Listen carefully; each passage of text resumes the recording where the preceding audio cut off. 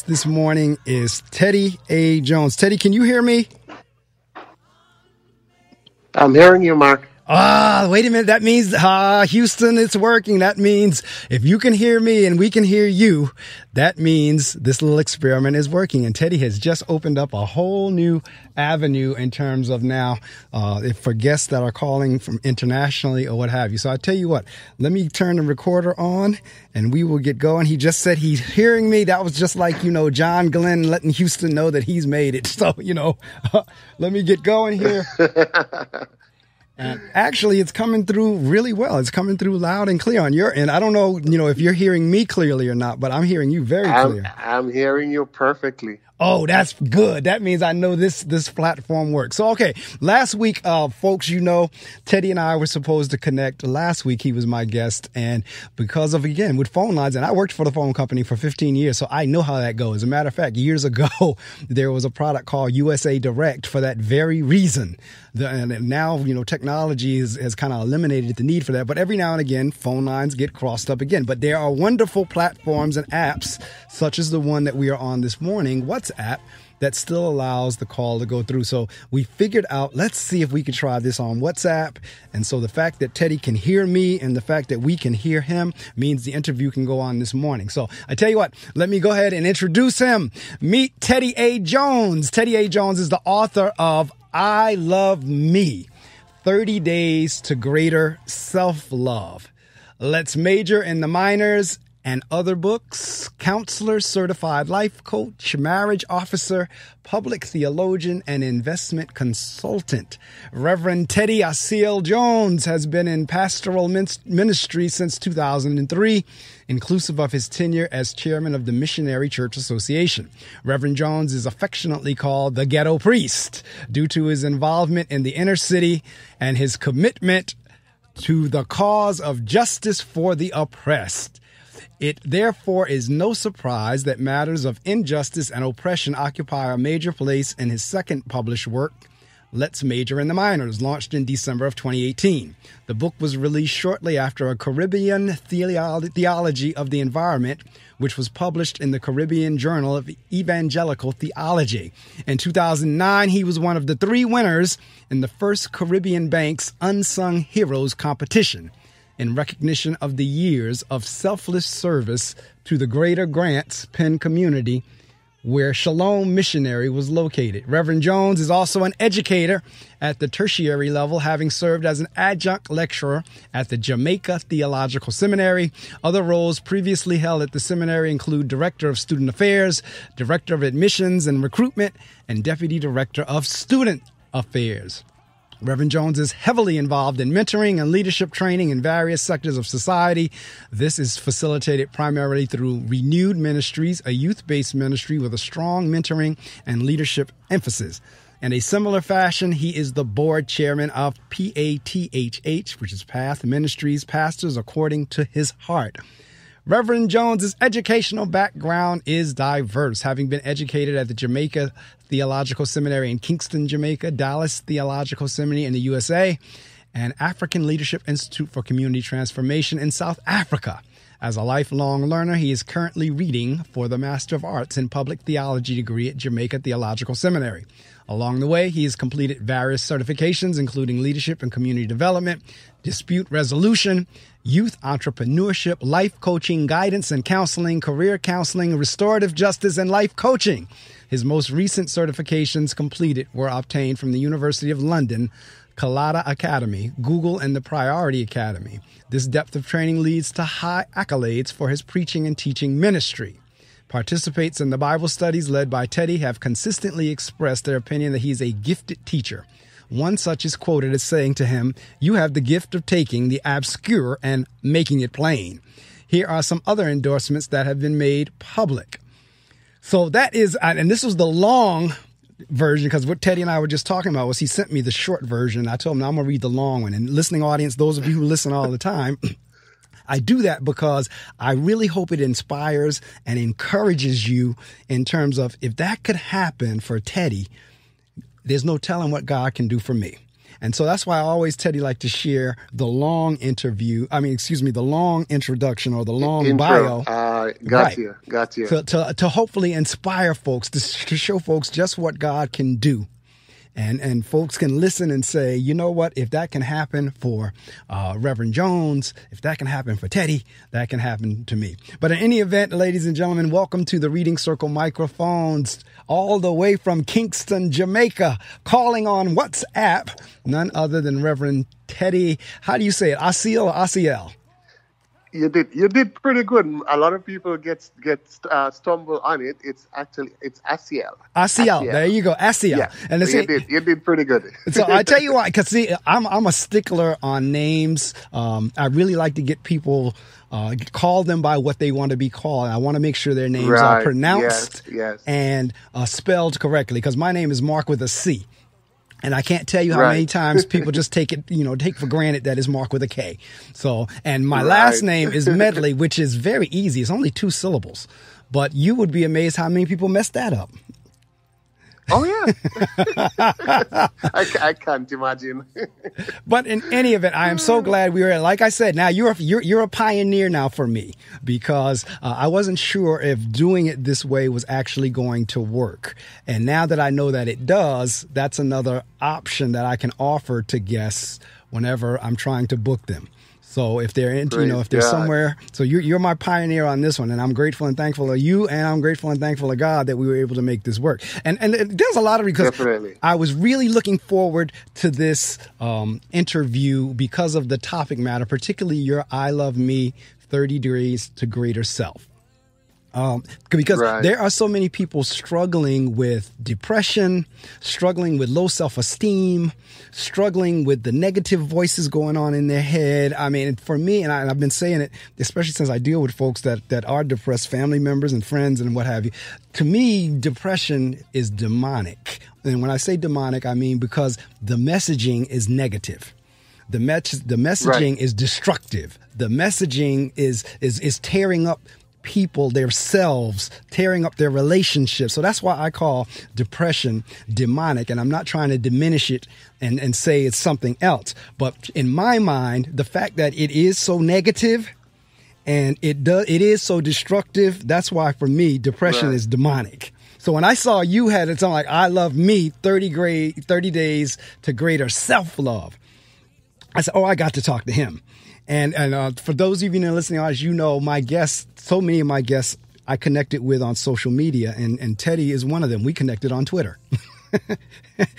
We follow each other on Twitter. Yes. And one day, Teddy was, he wrote something and he said something about writing a book. And I inboxed him back saying, you wrote a book, would you like to appear on my show? And that's how we kind of started this whole chain to go. Yes. And I'm so grateful. Now, funny enough, you're coming through clearer on WhatsApp than some people come through on the phone system. My concern was you being able to hear me. I thought I would be able to hear you if I patched you in, but my concern was you being able to hear me. Yeah, it's clear. It's clear. Oh man, am I happy? You just don't know, it made my day. So you're actually in Kingston right now. You're in Kingston, right? Because I was just sharing with you, my wife. Constant Spring area. Yes, I was just sharing with you. My wife is from the Constant Spring, Golden Spring area. Matter of fact, she's over there right now. Should be coming back in few days. I'm not sure I don't know what her return date is, but in any event, she's over there getting some rest and relaxation as well, because this is our vacation time here. Both of us are educators, and school just closed, so she was ready to go, and I still had to work. Yeah, so. Right. Yes. But I tell you what, yes. On the subject matter of what of what we're going to be talking about this morning, because every morning when I start the show off, I read from 2 books. One is written by Iyanla Vanzant. It's called Until the Day. The other one is Words of Wisdom, Daily Affirmations of Faith. And the author of that book is Reverend Run. And what I read today was, and I'm going to post it on Facebook and probably Twitter. I think it's too long for Twitter. But it says, what are you saying in your heart all day? Are you speaking well of yourself? Are you proud of yourself? Do you forgive yourself when you go astray? Do you love yourself? Look in the mirror and say to yourself, I am great. I love me. Your inward conversations determine your outward deliverance. You will be delivered from problems, but you must first deliver yourself. Now, I read that this morning in the 6 o'clock hour, and Yes. it ties right in to what we're going to be talking about today, among other things. So I tell you what, let's kind of roll the tape back a little bit and help the listening audience understand kind of like, how did you get your start? How did your calling or your interest or your, where did that all come from? Or, talk a little bit about that. Right. And yeah, so let me say a wonderful good morning and blessings, shalom of God to you and to your listeners. Wherever you are listening from, I bless you with the shalom of God. And I'm really happy to be here. Thanks for the opportunity. So that goes back to when I was around about 9-10, which is where my journey with the Lord started. My mother became a Christian, and I'm her first. So I'm the eldest of her three children. Four, the last one died when he was 2 years old.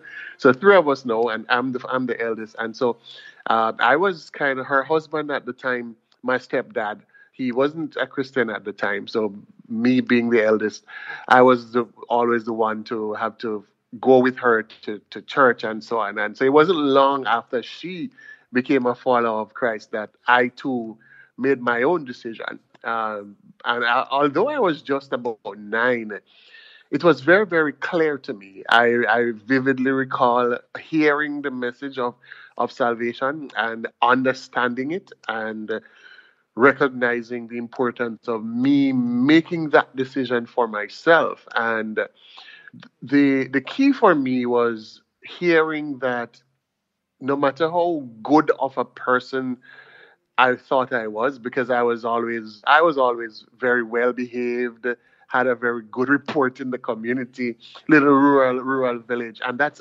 by the way, that's back on the little island of Grenada, in the Eastern Caribbean.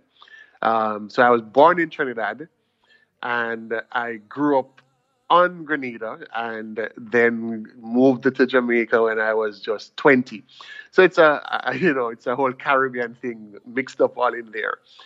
Gave my heart to the Lord at that early age, and somewhere around 11, we had a visiting minister from Trinidad sharing at our church, and it was this weird experience, but exciting. The man was in the middle of his message, and I would typically sit in the second bench on the left side of the hall, and he's in the middle of his message in full flight, and he stops suddenly as if he has been hit by something, and then he turns around and points directly at me, and he says, "You, yes, you, this little guy over there, God is going to call you for greatness, and God desires to use you for him all around the world in ministry and impacting lives and sharing his word and so on." And then he just turned around and continued his message. So that was the first direct introduction to the call. But that experience stayed with me right through high school. I was in early high school at the time. And every time we would have career talks with our teachers, and we would be asked to write about what we would like to be when we grow up and why and so on. Somehow my mind kept going back to that experience. And by the time I got to end of high school, my own desire was towards the sciences. I loved the sciences, even though I was doing very well in the arts as well. So my whole personal desire was to get into medical technology, to be a medical technician. But I could not escape that experience that night. And, the long and short of it, I finished high school, finished college, and started working as a high school teacher. I did that for 1 year, and I would go home many evenings and feel a terrible, terrible void.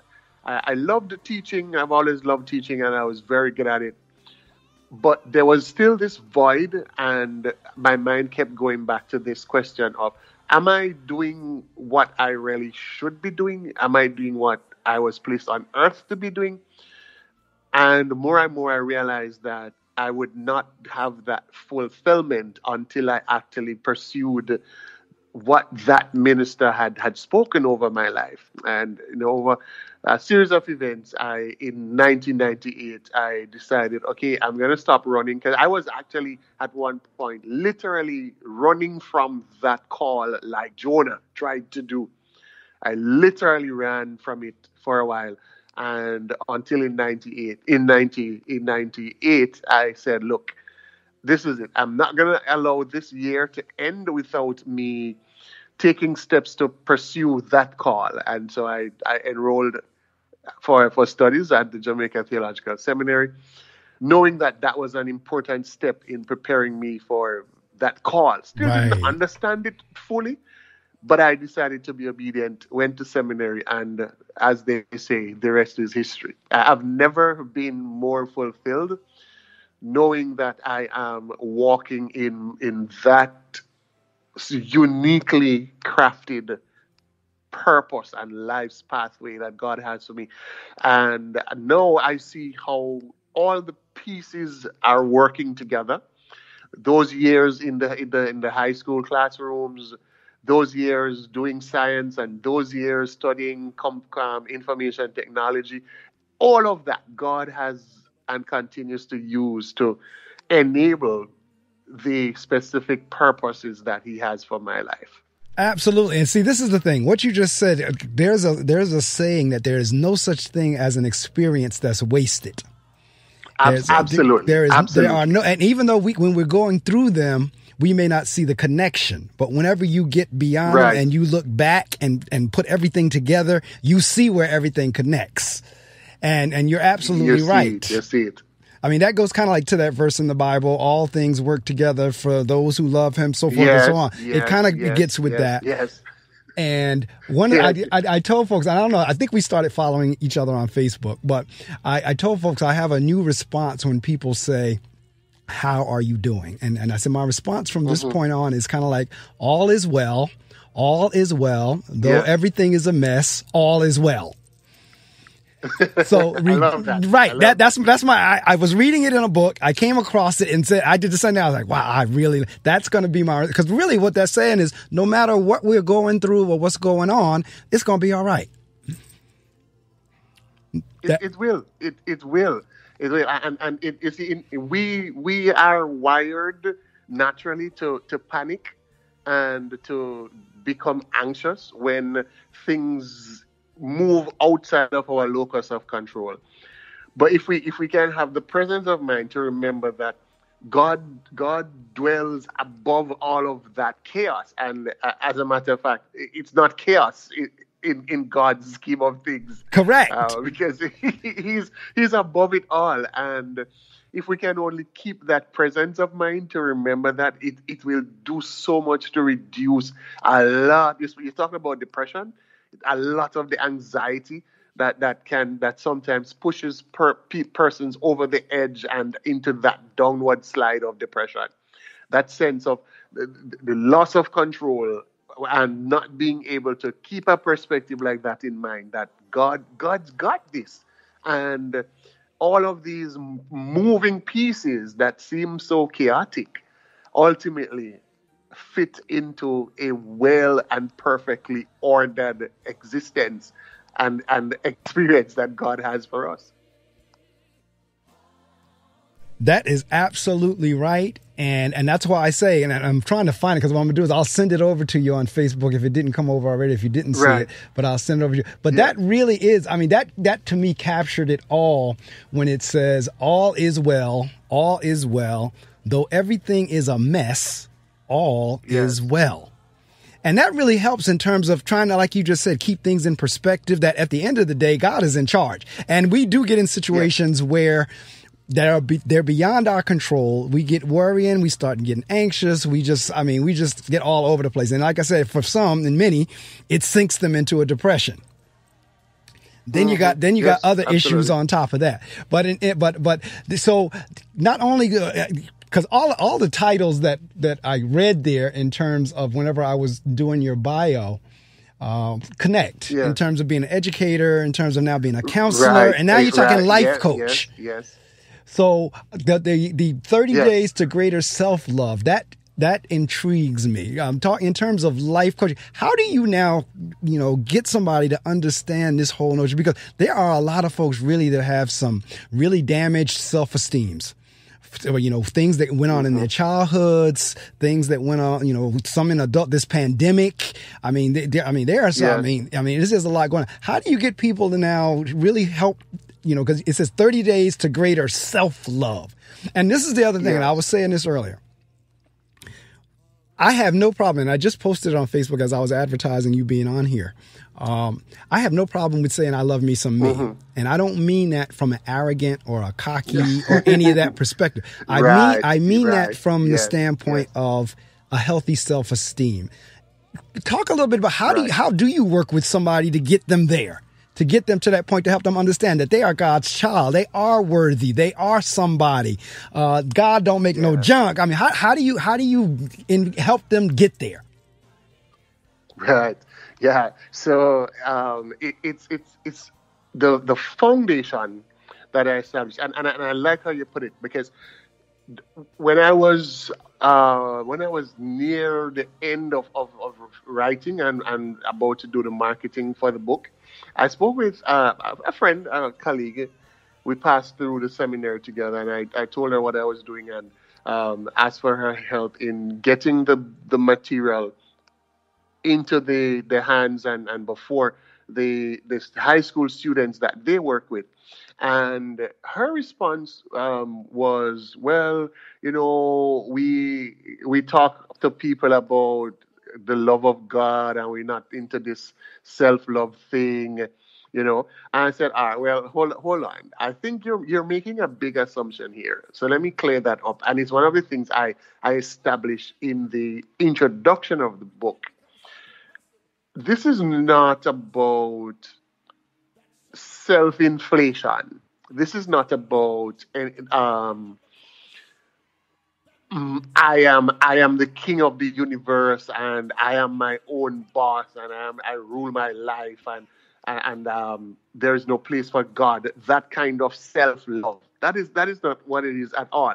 You use the word healthy and wholesome, and so in laying the foundation, I try to show persons the creative the distinctive creative supremacy of the human being.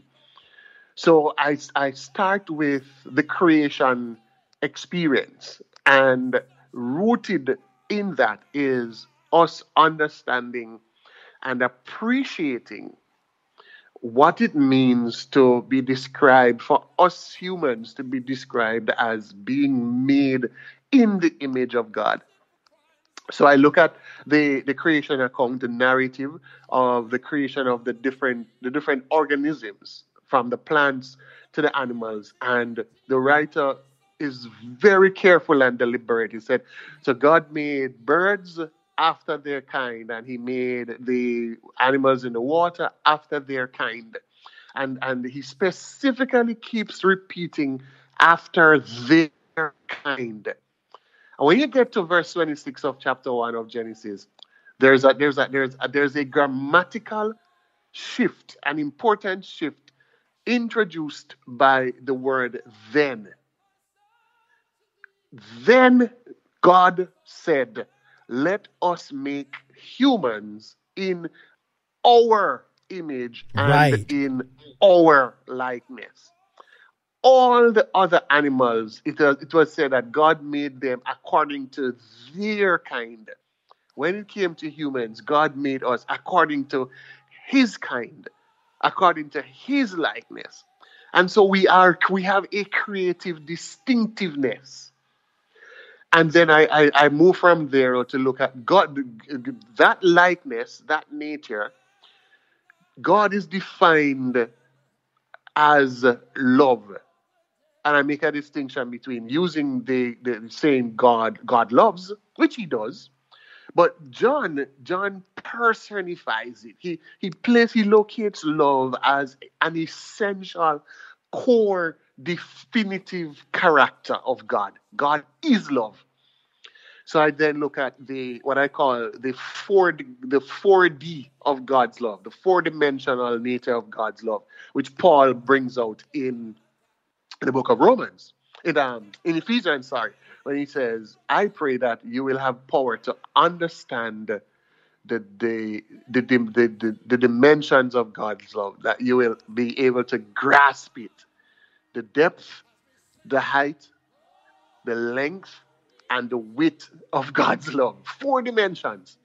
So I explore that, and I then use that to make a comparison between some of the main parameters that the world that we live in suggests to us as what we should use to determine our worth, and critically assess them. So we are said, well, love yourself or value yourself depending on your level of education, or depending on your level of wealth, or depending on your beauty, which of course is highly subjective, and the world sets the parameters of beauty. And if you don't fit into that, then you're out. If you don't have a particular complexion, or your hair isn't a particular texture, or you don't have a particularly shaped nose, or maybe the color of your eye, or your weight, all of those things that the world offers and because when we critically assess them, they collapse. It's like a wooden structure that collapses, as opposed to a concrete structure that is able to stand. And I suggest that look at the creative supremacy made in the image of God, and all of what that means for our worth, our intrinsic worth. That even if no one else sees our worth, we come into this world already extremely valuable and extremely worthy, simply by virtue of, if nothing else, by virtue of this creative distinctiveness, that as a human, we are superior, defined as such, superior to the rest of the creation. And the one who lovingly brought us into existence is love, and loves us in a comprehensive 4-dimensional way, and loves us with an everlasting love. So I established that, and I suggest, Mark, that if we can process that and understand the implications of what that means for us, defining our worth not by transient things, not on the things that don't stand up to scrutiny. Concepts of beauty change. Does it mean then that our worth is going to fluctuate as Hollywood determines what beauty is from one season to the next? Does it mean that my worth is only as fragile as the size of my bank account? These are fleeting. We need a resilient, we need a consistent standard of determining our worth. And I suggest that what the Bible offers and how the Bible defines the origin of the species and defines the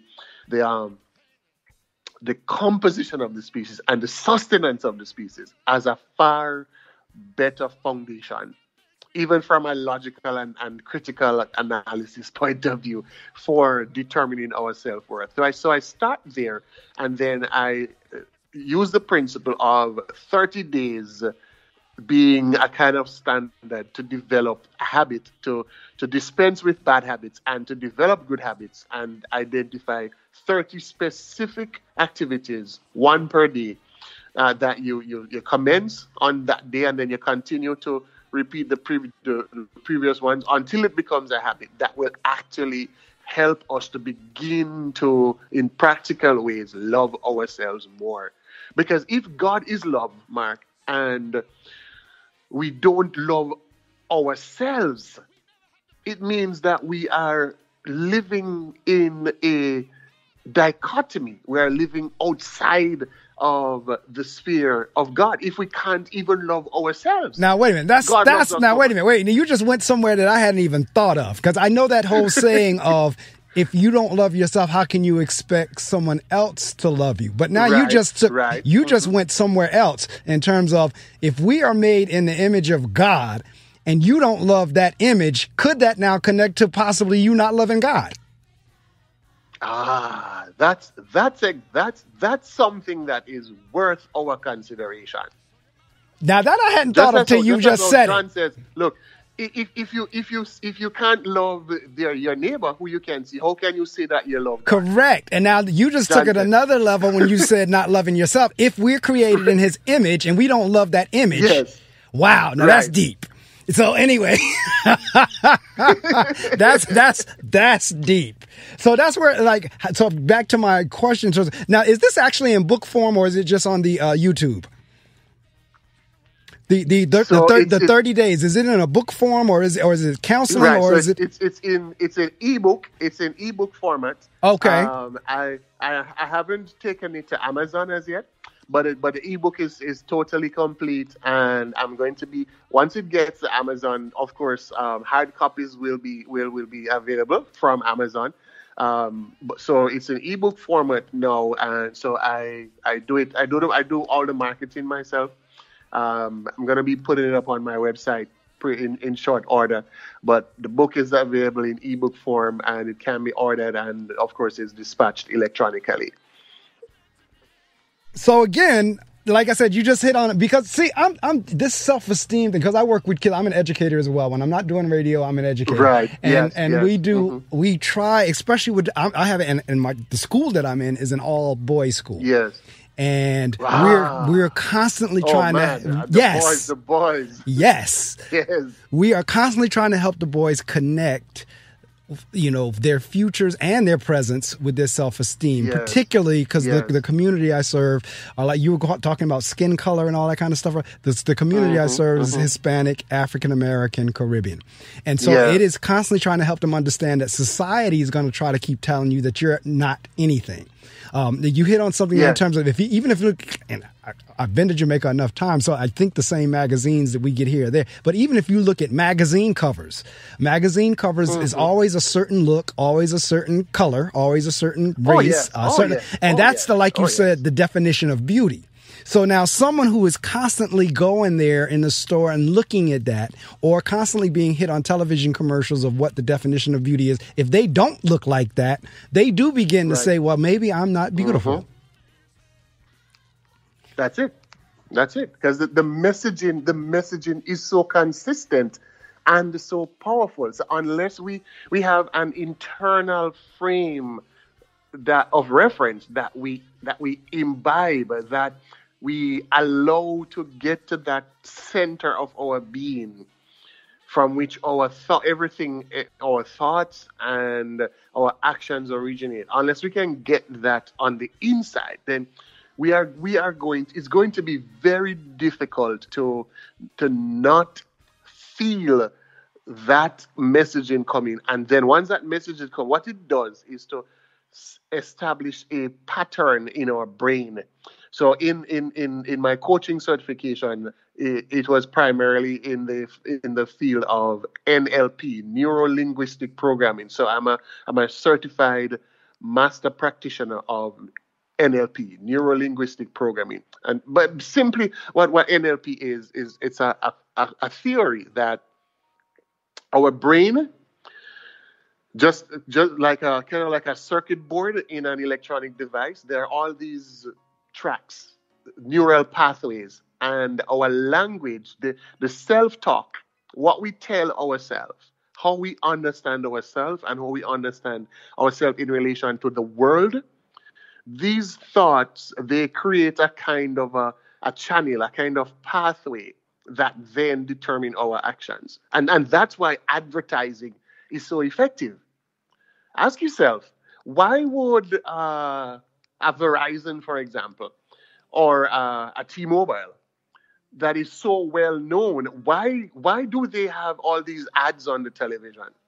It's because they know this principle that every time the thing is seen, They have a logo. They may have a jingle every time you see it. And then the more of the senses that are stimulated, the more effective it is. Every time you see the logo, every time you hear the jingle, every time you see a video, something connected with that particular product, a new pathway is established. And then it connects to the previous pathways in the brain. And the intention is that when it comes time for you to make a decision, to execute an action, in this case, make a purchase, that your brain will default to whichever of the neural pathways is strongest. Now, when the messaging consistently says that this is what beauty is and this is what success is, in the same way, a strong neural pathway is created. And the only way to disrupt that is for you to be introduced to a messaging that essentially erases those pathways and creates a new pathway. And that's why the 30 days. So every day that you pursue a course of action, these practical steps, what you are doing is reinforcing this new neural pathway that leads you to think differently about yourself, to banish the self-limiting thoughts and to inculcate the positive thoughts, starting with understanding yourself that you are born, you come into the world with worth. And even when we make mistakes, not even that diminishes our worth in the eyes of God, because not even our mistakes causes God to love us any less. Okay, now you went right. See, you read my mind. God is with us. I know the Spirit is there, because where I was going to go next, my next question to you in terms of with the self-esteem thing, what happens when you have things that go on, trauma in your life as kids? Yes. Whether it's molestation, whether it's rape, whether it's, child abuse, whether it's just, coming up as a kid, something traumatic happened to you now that causes you or causes it to stay in your spirit, and you're constantly feeling either guilty about it, or you're constantly feeling negative about it, or you just can't seem to shake whatever that was that happened as a child. And now you're an adult and it's still causing you depression issues. What are your thoughts in there? Because you're a life coach. I'm sure you deal as well as a pastor. Yes. I'm sure that comes at you every now and again. Yes, right, absolutely. And there are so many persons who are living with that. And one of the main traps that the enemy of our soul uses is these very things: the guilt, the shame. Even when we were the victims of other people's evil, guilt and shame can affect us to the extent that we begin to blame ourselves. And it happens with children a lot. And that's why child abuse, especially child sexual abuse, is so particularly repugnant, because the part of the problem is that the child's mind is developing, and their coping and resilience is not yet as developed. And that guilt and that shame becomes internalized, and the person begins to blame themselves. Well, maybe it's my fault. Maybe if I had, and that kind of a thing. The love of God, and that's why it is so important for those of us who have journeyed through our own pain, or perhaps our lives were relatively free of those kinds of trauma, but ostensibly those of us who are solid in our own understanding of and appreciation of the love of God should be doing so much more practically in terms of being able to identify those in our midst who are hurting, looking for the signs. So in your case with the boys, a lot of it comes out in terms of them acting out, whether aggressively or the attention seeking. 'Right?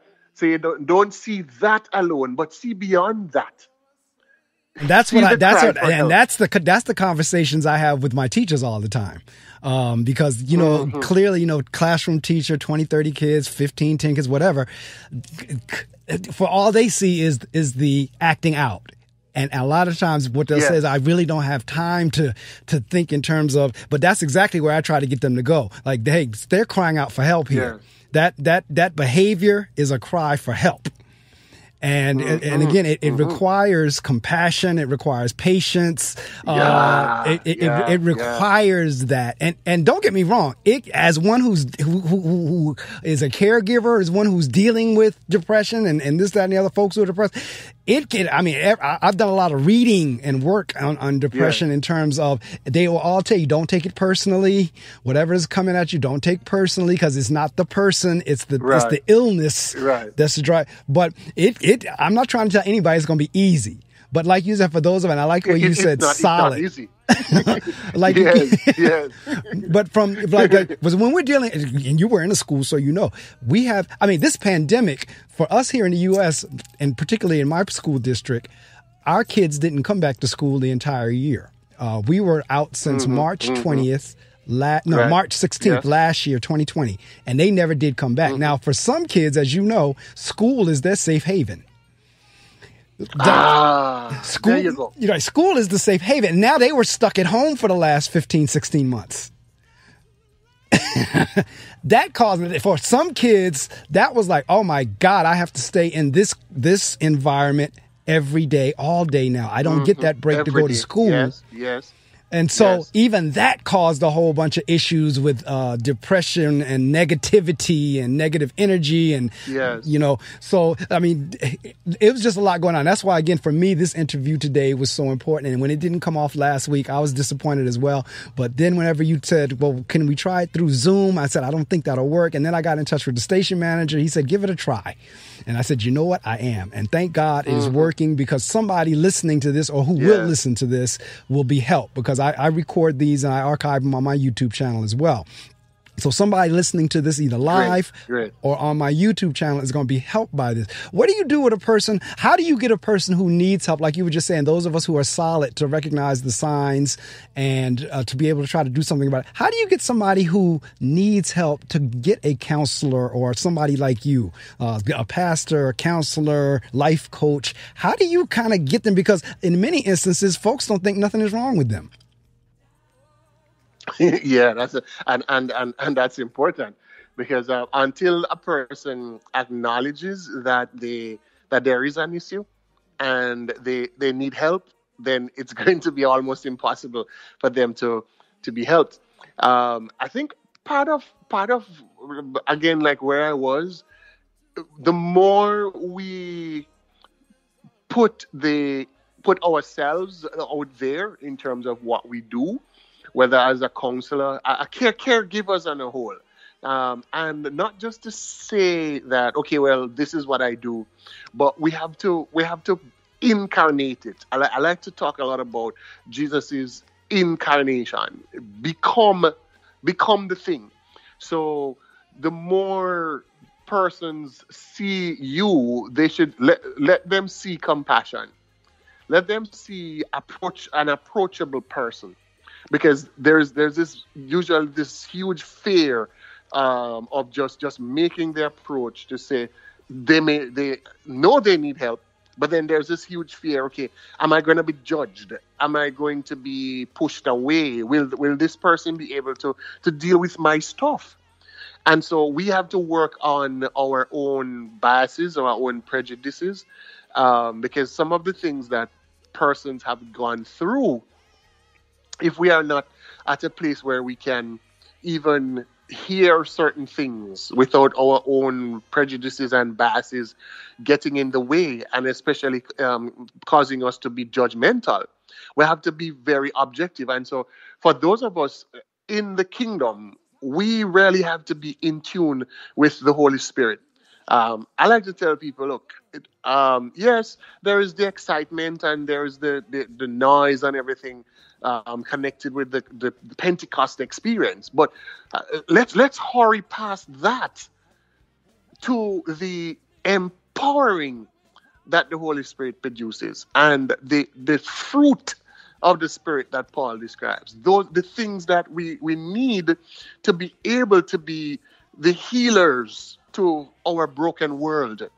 So the more you live love, the more you live out gentleness, right? The more you live out self-control, it is the more attractive you become to the people who need the training and the experience that you have, the expertise that you have as a caregiver.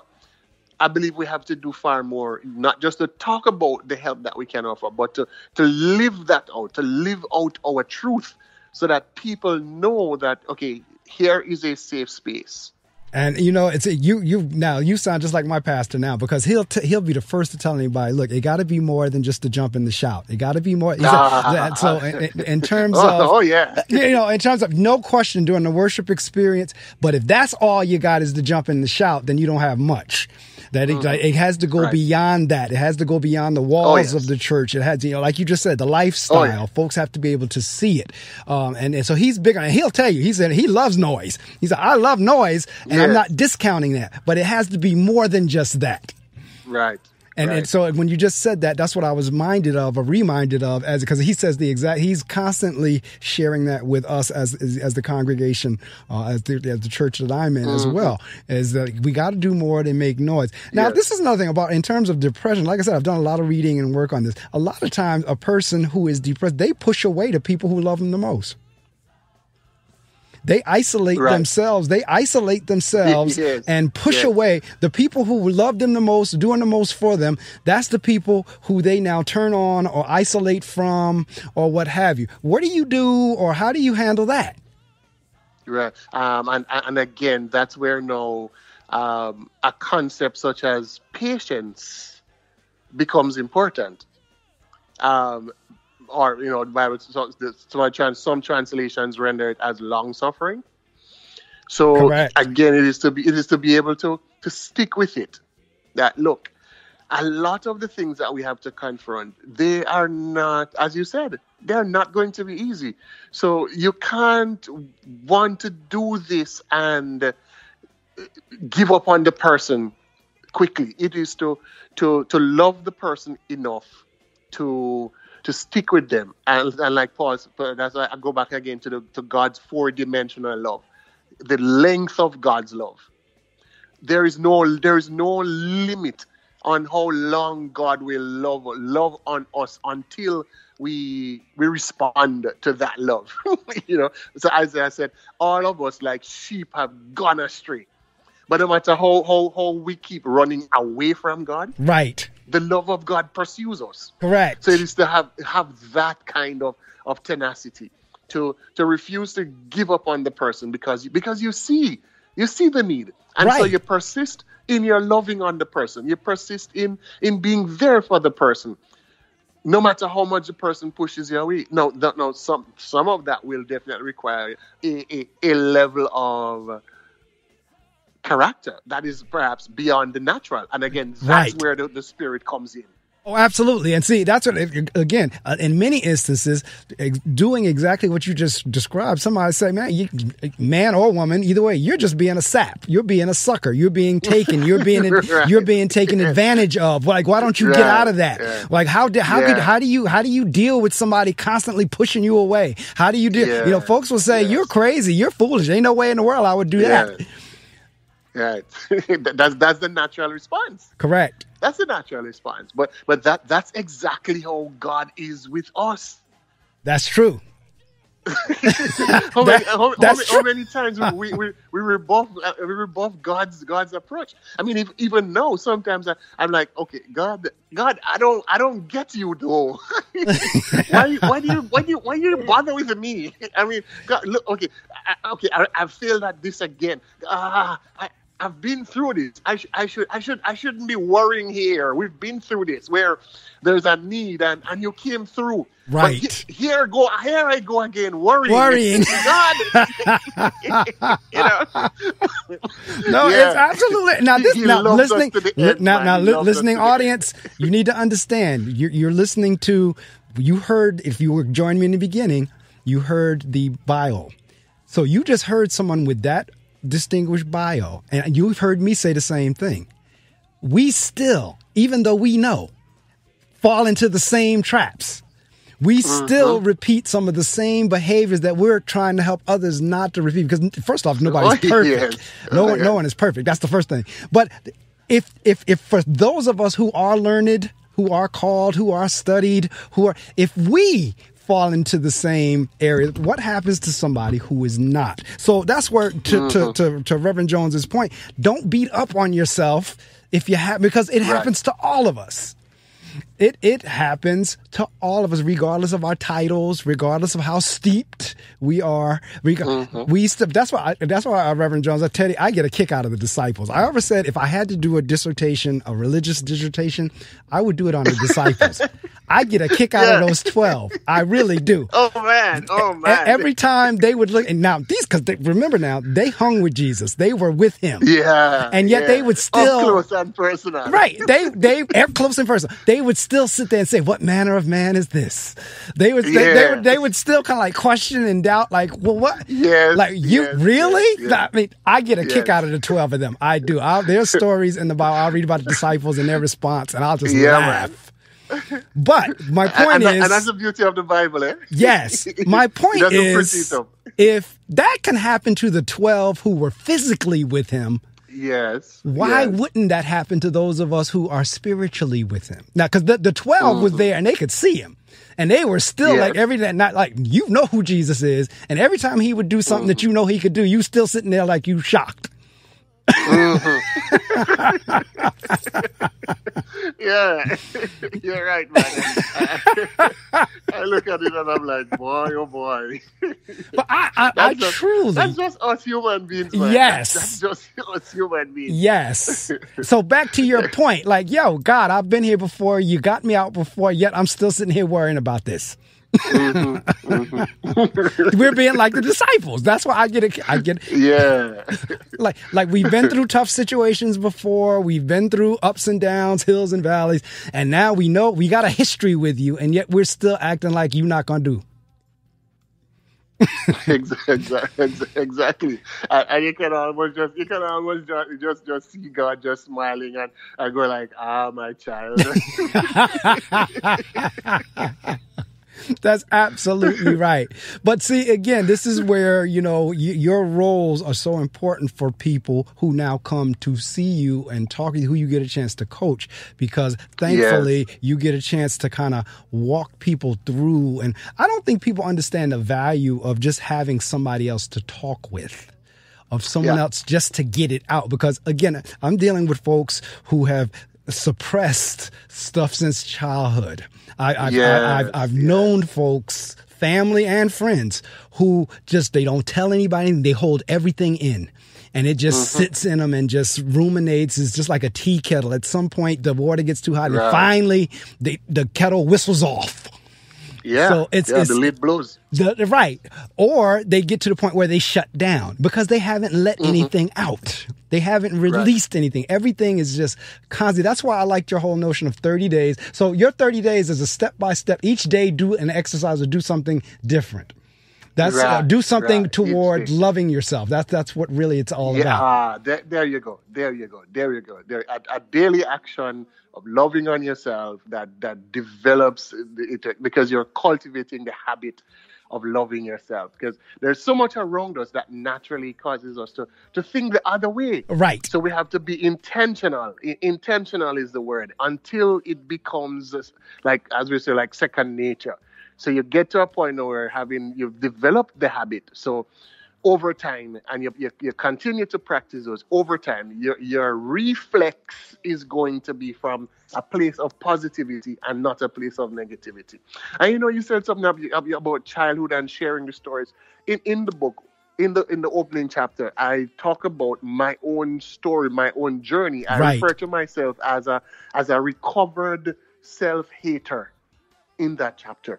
And in my case, it comes out of my father wound, and I didn't realize how much not having a close relationship with my father. There you go. And how I met him and how much it affected me in a strange way. So I wasn't acting out and being this boisterous and so on, but the self-talk.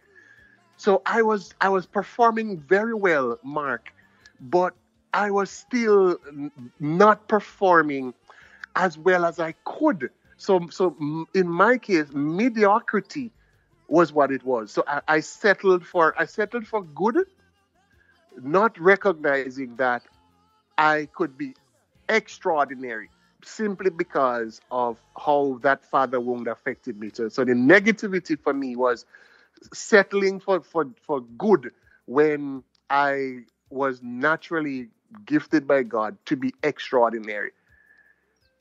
So and see again, now you just hit on many, if not, let me see, probably close to 75 to 80% of the young men in my building are in single mother homes.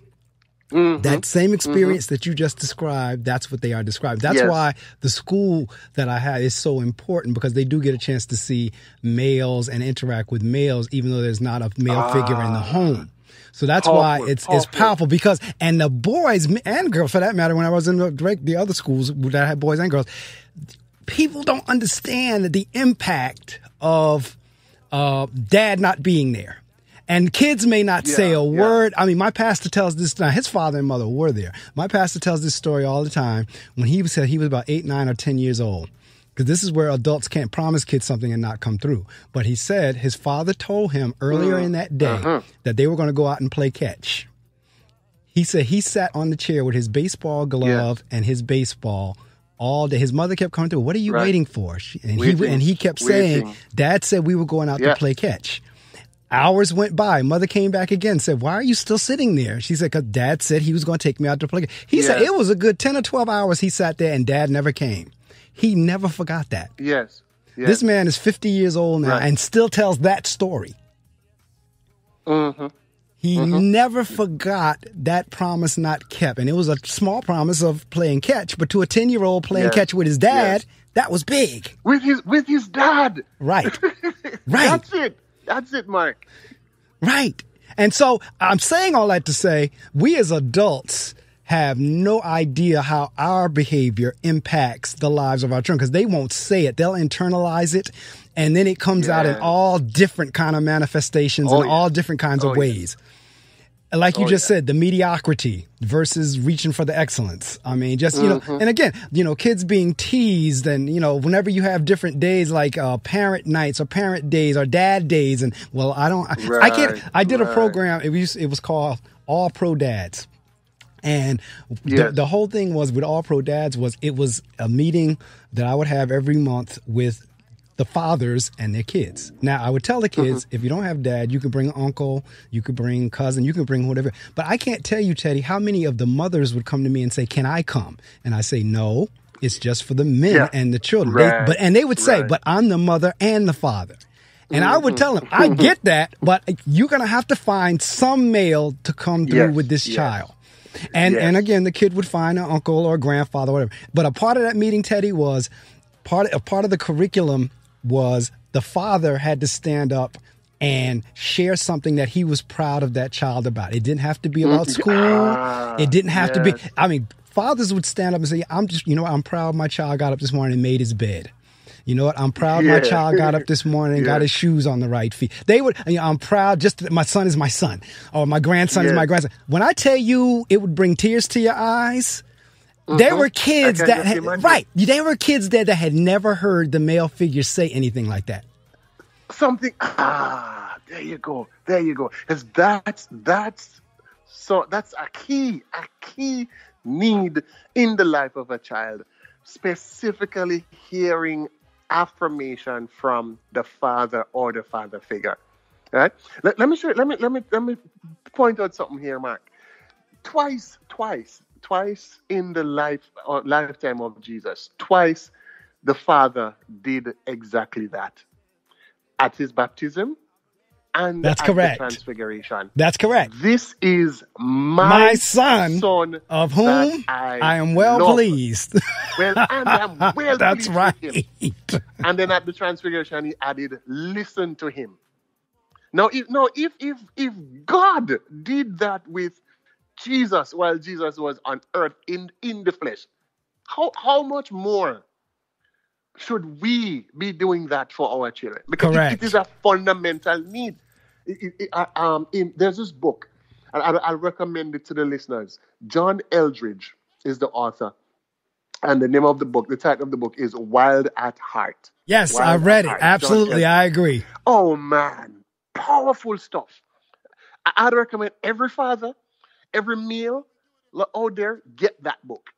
Get that book. And Eldridge said, the voice of a father saying something derogatory or something demeaning to his son is like a shotgun blast to his chest. And he says, the boys especially, they yearn to hear from their dad anything that is tantamount to hearing, you've got this. I believe in you. You've got this. That's right. I'm telling you, over the years I saw like grown men start crying as they looked up, and I was sitting there as the one leading it. I'm sitting there in tears myself. That child looking up at them as if to say, "Oh my!" And it, like I said, it didn't have to be school related. It didn't have to be like, "Oh, I'm so glad my child got all A's on the report card." Right. It could be anything, anything, just to hear, like you said, that positive affirmation. Mm-hmm. And listening audience, I can't get across that. Not only works with kids, it works with adults as well, but particularly with kids. Exactly. There are just some things that we need as humans. Correct. Exactly. That is correct. Just as human beings. Yes. Let me see. There was a book I was reading on marriage, and it was saying how women need, or actually it's both. It's affection, acceptance, and something else. It was 3 A's. I'll have to look up the book and see. But I said, not only women need that, men need that too. Yes. Because see, this is the thing. And Teddy, I have an issue with it. I take issue with this because women actually think they corner the market on feelings. They honestly believe that they're the only ones that are supposed to have. Yeah. They're the only ones that somebody's supposed to show affection to. They're the only ones. Right, a monopoly. I think it was affection, appreciation, acknowledgement, something like that. It was 3 A's. I'd have to go back and look. But my pushback was, well, men need that too. That's not just for women. Men need the same thing. Yes. And so I posted a few weeks ago, and you might have seen it on Twitter. I put it on there. I don't know, but I put it on there like, no, women, you don't corner the market on feelings. Like you don't. It's not a monopoly there because men feel too. Yes. Men's feelings matter, because this is the other thing. You'll get some women, and I'm not bashing women here because it works both ways, but you will get some women that will express their feelings, and now when the man tries to express his, they act like that don't matter. Oh well, because I don't know if you follow me. We follow each other. So you probably saw the rant I went on about Father's Day, because here in America we make this big to-do over Mother's Day, and then Father's Day is like barely a drop in the bucket, like nothing. Right. So I was like, no, we need to do the same fussing over dad that we did over mom. All right. So I, during Father's Day time, I even did a podcast on it. I had a blast with it, and thankfully, my Father's Day was great. All my kids acknowledged me, my wife acknowledged me, so forth and so on. Father's Day was great. Right. But it's just this whole notion of, like you just said, what took me down that path was, you said human beings. It doesn't matter if it's a child, doesn't matter if it's an adult, doesn't matter if it's male, doesn't matter if it's female. Human beings need the same thing. Absolutely.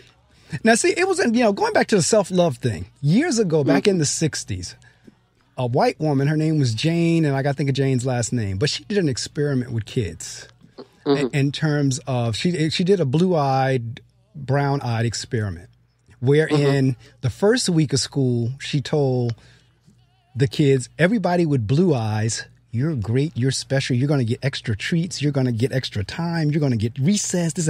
So now, all the blue-eyed kids, they were on top of the world, and all the brown-eyed kids were like down in the dumps. But the next week, she reversed it. She said, so the next week, all the brown-eyed kids, you're the top of the, I made a mistake. It wasn't the blue-eyed kids. It was the brown-eyed kids. You're going to get the free time. What she found in the experiment was the blue-eyed kids who was just so high on the hog the week before now went into the dumps, and the brown-eyed kids who was in the dumps now, when she reversed it, so back to that affirmation thing again, the self-esteem, it really is tied to that. And there's one more experiment where back in the 50s, 60s they took black children and they put dolls in front of them. They put a Caucasian doll in front of them, put African-American doll in front of them, said, which one do you choose? The black kids would always choose the white doll. Because back to what you were saying in terms of the definition of beauty. All that stuff, and you went into it with NLP earlier, but all that stuff over time plays on the mind. Subconsciously. We don't even consciously realize why we're doing some of the stuff that we're doing. But it's back to that programming you were just talking about. Exactly. Yep. I love the fact that you said, and you'll see my post where you described yourself as a recovered self-hater. I love that. Yeah. And I'm actually, that's how I was promoting it. You're still on, you'll be with me for another couple. Now I'm trying to get folks done because this is an interview and this is another one of those, like my last interviews over the last month or so has been hot. I've been trying to get folks, look, if you didn't catch them live, please get them on the YouTube channel. And this is another one of them. I got to let folks know, look, if you didn't hear this interview this morning, please catch it and listen to it on my YouTube channel. When I go home, I'm going to put this up really quickly because there are a lot of people who need to hear this. And not only hear it, but act upon what they're hearing. Yeah, definitely. That's it. Yeah, not just to listen, but to act on it. Yeah. I mean, when I see the range of persons from the unemployed to even top executives who are trapped way beneath their true potential. And when you drill down, it goes back to sense of self-worth, sense of self-love. I mean, I realize this is big, and I say, but this is why the enemy works so hard to keep us trapped. Correct. And see, that's why in the beginning of the interview, when I was giving my thoughts in terms of depression, that's why I say it's demonic. Yeah. It is certainly a tool of the enemy. You're absolutely right. Definitely. It is a trick of the enemy, and it gets our minds to the point wherein, I mean, again, and because you studied this as well, with depression, it actually takes over the mind in terms of your perception and how you see things and your decisions that you make. And the person is saying, I'm trying to get out of this and I can't. I'm trying to fight my way out of it, but I can't. I'm trying to turn those voices off, but they won't stop. I mean, so that's why I said, oh, that's just demonic there. But yeah, I can't emphasize enough how important, and for those of you who listen regularly, you can hear the energy and excitement in my voice. I cannot emphasize the importance of Teddy, as he's saying, in terms of self-love. And like I said, you really, something leaped out there when you said that whole thing about connecting. We're made in God's image. So it's kind of like, if you're not liking you, that means you're not liking the image God made, which ultimately is saying, and of course, if you say this to somebody, they're not going to admit that. But ultimately, what that is saying, ultimately, it's saying they don't love God. That's what, I mean, when you start connecting, that's what it really comes back to. That in terms of, if God made you in his image and you don't like the image, that means you're not liking him because he made us in his image. Right. Exactly. It's to say to him, you don't know what you're doing. Right. You did a poor job at this. Right. Yeah. You say you did a poor job at this. I want you to think about it is the comparisons that we are making we use to determine that. You should have allowed me to be born over there, so I'm not here. Well, you know what? See, now when you done said something, it took me somewhere else. If you remember in Job, And see, again, for me, and because I have a warped sense of humor, a lot of things strike me as funny. Even though they're serious, they'll strike. I'll perceive them in a humorous nature. But if you read through Job, God kind of puts up with Job, and he was complaining rightfully so. He was complaining rightfully so, because I would have probably been the same way. But it gets to that point where Job says, "I wish you'd blot out the day I was born," and that's when, to me, that's when God pulls rank. Because he starts asking those, "Well, where were you?" questions. My turn to talk now. I love exactly. It. Well, where were you when I did this? Where were you when I did that? Where were you when I said, God pull rank. But that's when you just said that, well, you didn't do a good job on this. That's what I thought of there. That made me laugh there in terms of, I guess God's like, wait a minute, are you questioning my work? Yes. Oh man. But you were laughing, but in all seriousness, folks, for those of you who are struggling to love who you are, if you can't do it on your own, please get some help. And like Teddy just said, a lot of it may be beyond us, and this realm is spiritual. But at the same time, God also placed people like Teddy on earth to get the training, to get the ability to walk and talk you through it. It's just a matter of now you're going to have to make that decision to go to somebody like Teddy, or should I say Reverend Jones? Yeah. You're going to have to make that decision to seek them out and then talk it out. It's not going to happen. They're not going to come to you because they don't know you're struggling with it. You're going to have to come to them. And that's why I say he has the titles of the therapist and the life coach and pastor and so forth and so on, theologian, so forth and so on. But if you're struggling with that, you are going to have to seek someone like that out who is trained. And this is the thing, because this is the crazy thing. You have people, I get the spiritual thing, I get God, I get it. But you have people that honestly believe they don't have to do anything. It's going to take care of itself because God's going to do it. I'm like, no, God put tools here to work through it. Like people will say, I'm not going to take medicine. I'm not going to the doctor. God will do it. Well, God put the doctor here. God gave the doctor the training. God gave so let's use our common sense here. We can sometimes be so heavenly minded that we're no earthly good. It's like, let's use some common sense here. God put the doctors here. God put the knowledge of the doctors here. God put the tools here. So use them. You can sit there all you want and talk about God's going to do. You sit in your house, sit in that chair, ain't nothing going to happen. Right. That's just keeping it real. Ain't nothing going to happen. Can we... Is that we put God in this narrow box, right? And we expect. It's almost like we expect. Okay, for everything, he's supposed to just zap, right? And it's gone, and it's right, fixed. right. There Yeah. is a story, and I have to paraphrase it because I always get it messed up. But there was like a great flood that was coming into town. And you may have heard the story yourself, and the water keeps rising, and folks are coming in to take people out. And there's this, one or two people that are sitting there saying, I'm not worried. I have faith. God is going to save me. So boat comes through. They didn't get on the boat. God's going to save me. Okay. Something else, I forget, some other way to get out came through, and they refused it again. God's going to save. So they get up to the roof of the house, and the helicopter comes down. They won't get on that. God's going to save me. So ultimately they drown. Then they get up to heaven and they say, God, why didn't you save me? And again, God turns around and says, I sent you a boat. I sent you a helicopter. So in other words, he had sent the help, but we refused to take it. Right. So, and that's all is how it is. That's all is how it is. Even with temptation. You remember when 1 Corinthians 9 we put that God won't allow us to be tempted beyond what we can manage, but will with the temptation make a way of escape. Right. He makes the way of escape. But he's not gonna lift us up and propel us through the way of escape.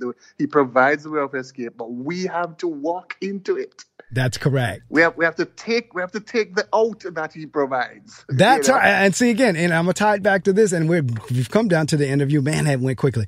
But even with now tying it back to how our interview is being done this morning, God made a way for this to happen through WhatsApp. And I've been saying it all morning in terms of this is the first time I've actually done an interview this way. Now that I know I can do it, I can invite other folks from around the world that may have connection issues on regular telephone. Now on Zoom, if it works this way on WhatsApp, it's going to work the same way on Zoom. I'm pretty sure. So that's what I say. You've just now opened another avenue or another door for me. But the where I'm going with this was yet another tool that God has provided. Exactly. And we figured out how to use it. And because of that, hopefully whoever's in the listening audience or whoever will listen on the archives on YouTube will be blessed because of it. Yes, exactly. Exactly. I mean, the word of God is just so that he has given unto us all that we need for life and godliness. And as I was saying to the folks on my weekly Bible study on Thursday night gone, and said that look, redemption has a wider scope than just that the spiritual taking care of sin. It is the entire cosmos that was redeemed by Christ. Everything that he said, I came to seek and to save that which was lost. I think the entire cosmos. So whatever is there, yes, the enemy is using some of those things for his ends, but at the end of it, God is supreme. Correct. It is not the enemy who is running the world. And we are leaving too much up to the enemy, almost as absolutely everything in the world is the devil's. No, absolutely. I couldn't agree with you more because it's like my mom always say, the devil is mighty, but God is almighty, and so you're absolutely right. I mean, we do in many instances give Satan too much credit. And at the same time, it's like, but Satan, he's on his job, but we ought to be on ours. That's right. Focus on our job. Yes. He will do as he does. Right. We must make sure that we do as we should. That's absolutely right. So I tell you what, this time has flown. We might have to get together another time. But what I do at this point, I know, now that I know this works, we can do it. Because again, listening audience, listen how clear this is. And this is from Kingston, Jamaica. This is on the island of Jamaica. Again, my wife is down there at this moment, but this is from Kingston, Jamaica. And it's just as clear. It's almost clearer than somebody calling me from across the street. It really is. And whenever you hear it, because I'm going to send you the links and you'll be able to access the YouTube videos as well. And feel free to share them however you want. Right. You're going to see just how clear it was. Oh, yeah. But in any event, what I do now is I shut off the microphone and I give you the opportunity to promote. So you can promote your works, your books, how folks can get in touch with you, your services. You can promote and say anything other than the dollar amount. Because at that point, when folks get in touch with you, you all work out whatever the compensation or whatever. But that's the only thing you can't say on the air, but anything else for the next couple of minutes, I'm turning off the mic and it's yours. All right. Thanks, Mark. All right. So let's start with the website. It's www.teddyajones.com, teddyajones.com.